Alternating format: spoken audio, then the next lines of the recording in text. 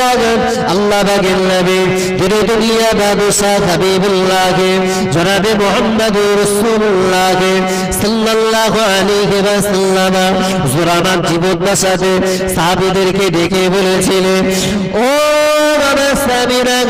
আমি রাসূলুল্লাহ জানিয়ে দিলাম, আমি রাসূলুল্লাহ বলে দিলাম, দুনিয়ার জমিনে যখন এমন একটা সময় আসবে যে জামানায় যে সময়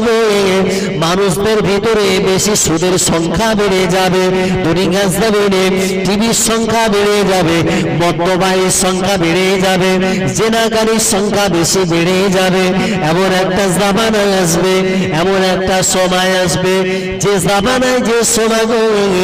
মুসলমানদের ইমানি বলটা কমজোর হয়ে যাবে, অথচ তাদের দেখতে পাওয়া যাবে ওদের ভালো ভালো মসজিদ আল্লাহ পাকের দালান কোঠা নির্মাণের জন্য তারা ব্যস্ত রাখবে। আমার নবী পাকের ১৫০০ বছর আগে বলে যাবা কি হাদিসটা বাস্তব জীবনে যদি লক্ষ্য করে প্রত্যেকটা মুসলমান দেখতে পাবো, আমাদের ঘরে যাব সুদের লেনদেন আমি করেছি, সুদের লেনদেন আমার পিতামাতা করেছে। অপরদিকে দেখতে পাওয়া যাবে আমি যেমন সুদ খাচ্ছি তেমনি ভাবে সুদের সঙ্গে যুক্তটা সমিতির ভিতর দিয়ে কিংবা গ্রুপ লোনের ভিতর দিয়ে আমি যেমন সুদ খাচ্ছে নিজের বিবিটাকেও সুদের সঙ্গে জড়িয়ে রাখছে। ওগো মুসলমান ভাই বাবাজিরা, নবীকে ভালোবাসে, নবীকে মহব্বত করেন, আল্লাহর নবীর ৬৩ বছর জিন্দেগিটা নবী পাক যে সুদের বিরোধিতা করে গেছেন, আজকে সেই নবী গানা মজলিসে বসে সুদ যদি আপনি ছাড়তে না পারেন, গান যদি আপনি ছাড়তে না পারেন, মদ যদি আপনি ছাড়তে না পারেন, আপনি জেনা যদি দুনিয়ার জমিনে ছাড়তে না পারেন, আপনি কিভাবে আশা করেন হাসরের ময়দানে আমার নবী পাক আমার আপনার জন্য আল্লাহ পাকের দরবারে সুপারিশ করবে?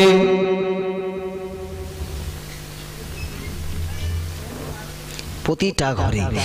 সুদ যে এত হারে বেড়ে গেছে, সে সুদ সম্পর্কে বসিরহাটের হুজুর আল্লামা তার কিতাবের ভিতরে লিখেছেন, ১ টাকা সুদ খেলে ৩৬ বার নিজের মায়ের সঙ্গে জেনা করলে যে গোনা হয়, ১ টাকা সুদ খেলে তার চাইতে বেশি গোনা। মুসলমানরা সেই সুদের সঙ্গে যুক্ত থেকে নিজে তো শুধু খাচ্ছে তা না, বড়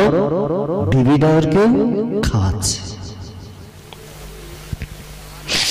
ও বাবা ভাইয়েরা, সুদের টাকা দিয়ে আপনি আপনার সন্তানকে লালন পালন করবেন, সন্তানটা বড় হবে, আপনি মনে মনে ভাবছেন সন্তানটা মনে বড় হয়ে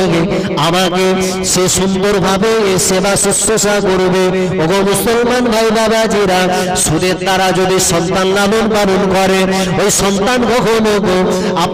আপনার জন্য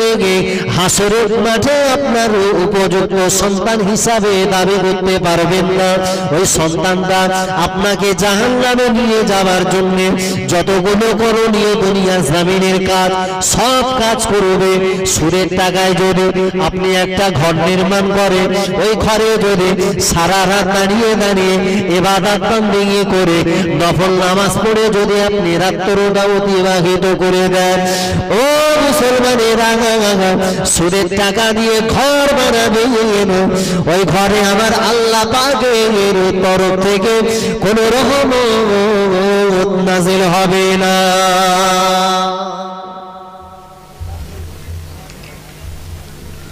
যে নবী পাক ৬৩ বছর হায়াত জিন্দেগিতে শুধু মুসলমানদেরকে, নবী পাকের বিবিদেরকে যিনি পর্দার ব্যাপারে সর্বাপেক্ষা বেশি গুরুত্বপূর্ণ ভূমিকা পালন করেছে। আজকে আমি ৫ ওয়াক্ত নামাজ পড়ি, নামাজের সঙ্গে আমার জীবনটা অতিবাহিত করছি। আল্লাহ আমাকে একটা সন্তান দিয়েছে, কন্যা সন্তানটা সেই স্কুলে যায় অথবা কলেজে যায়, তার আপনার অন্যান্য দুনিয়া জিন্দেগিতে সে যখন চলাফেরা করে নিজের দেহটাকে অন্যান্য পরপুরুষদেরকে বিভিন্ন সৌন্দর্যের উপকরণ হিসাবে দেখায়। অথচ আমি 5 ওয়াক্ত নামাজ আদায় করছি, আবার দেখতে পাবো 5 ওয়াক্ত নামাজের সঙ্গে সঙ্গে অন্যান্য তাসবিহ তাহলিল জিকির আজকারে নিজের জীবনটাকে মশগুল রেখেছে। ওগো মুসলমান ভাই বাবাজিরা, একটা বার মাথায় রেখে দেবেন, আপনি নামাজ আদায় করবেন, আপনার নামাজ দেবেন, আপনার ইবাদত বন্দেগী যাবতীয় করার জন্য আপনি যদি একটা প্রকৃত আল্লাহ পাকের আবেদ বান্দা হয়ে যান,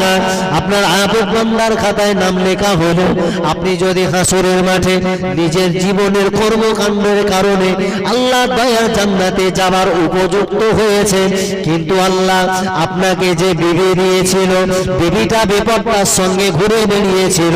অন্যান্য পরপুরুষদেরকে নিজের দেহের বেশভূষাটাকে দেখিয়েছিল, অথচ আপনি 5 ওয়াক্ত নামাজ পড়েছেন, বিবিটাকে পর্দায় রাখতে পারেননি। আপনি মনে রেখে দেবেন, ওই বিবির কারণে আপনাকে হাসরের মাঠে আমার নবী পাকের সুপারিশ জুটবে না, এবং আপনাকে ওই বিবির কারণে আল্লাহ পাকের জাহান্নামায় যেতে হবে। ও আমার ভাইয়েরা, আল্লাহ নবী দুনিয়া বাদশা হাবিবুল্লাহকে জনাবে মুহাম্মদুর রাসূলুল্লাহ সাল্লাল্লাহু আলাইহি ওয়াসাল্লাম হুজুর আমার বলেছে, ও সাহাবীরা শুনে রাখো, আলা কুল্লুকুম রাঈন ওয়া কুল্লুকুম মাসউলুন আন রাইয়াতিহি। দুনিয়ার জমিনে তোমরা হলে প্রত্যেকে এক একজন রাখাল, তোমাদের রাখালিত্বের ব্যাপারে হাসরের মাঠে আল্লাহ পাকের দরবারে জবাব দিতে হবে।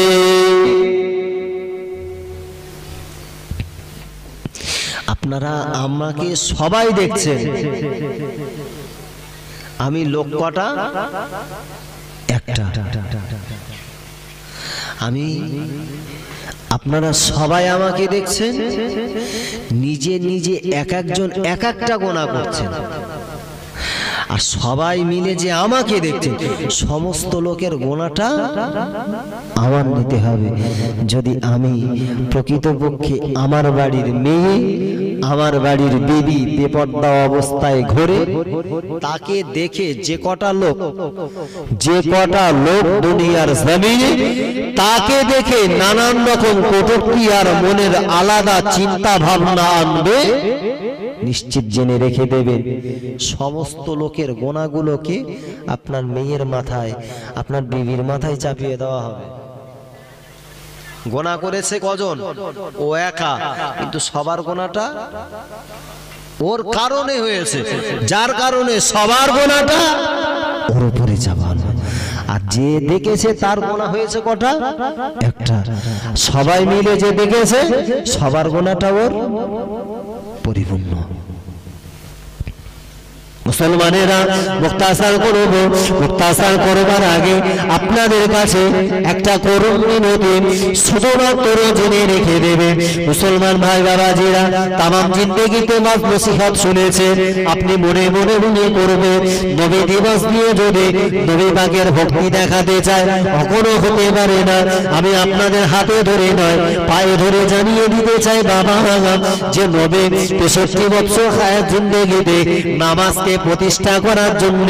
নবী পাকের 63 বছর অত্যন্ত কষ্ট ক্লেশের সঙ্গে কাটিয়ে গেছে।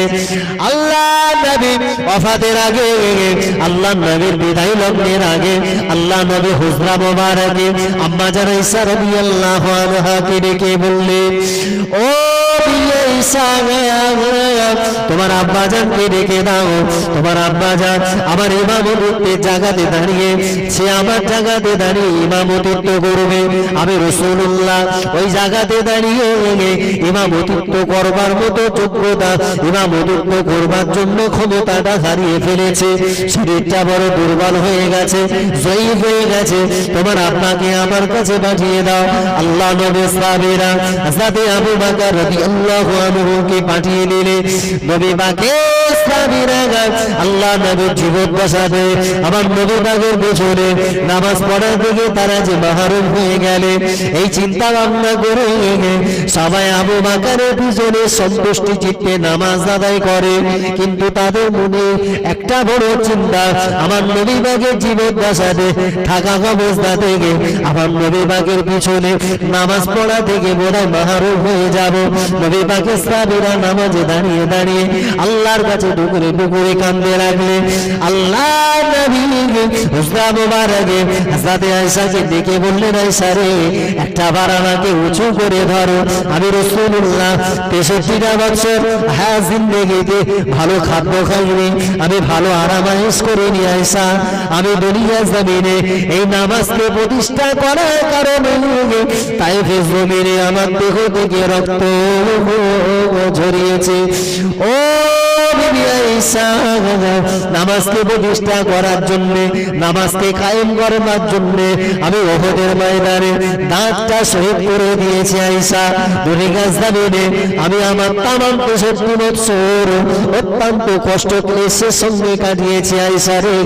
আমার জিন্দেগিটা যে নামাজের জন্য কাটিয়ে গেলাম আমি আমার জিন্দেগিতে একটা বার দেখে যেতে চাই আমার ওফাতের পরে আমার ইন্তেকালের পরে আমার গুনাহগার উম্মতে কিভাবে তারা কাতারবদ্ধভাবে নামাজ আদায় করবে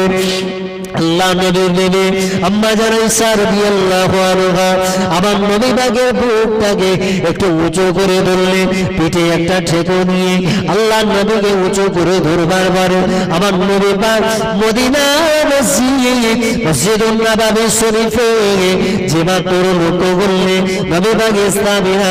কাতারবদ্ধভাবে দাঁড়িয়ে দাঁড়িয়ে সকলে নামাজবদ্ধ অবস্থা রয়েছে আল্লাহ নবী চোখ দিয়ে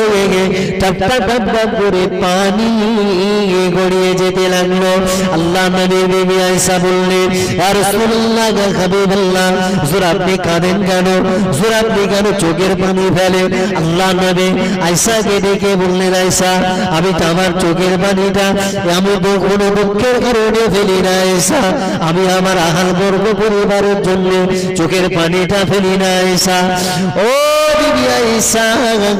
আমার ওফাতের পরে আমার ইন্তেকালের পরে আমার গুনাহগার উম্মতরা তারা যে কাতারবদ্ধভাবে নামাজ আদায় করবে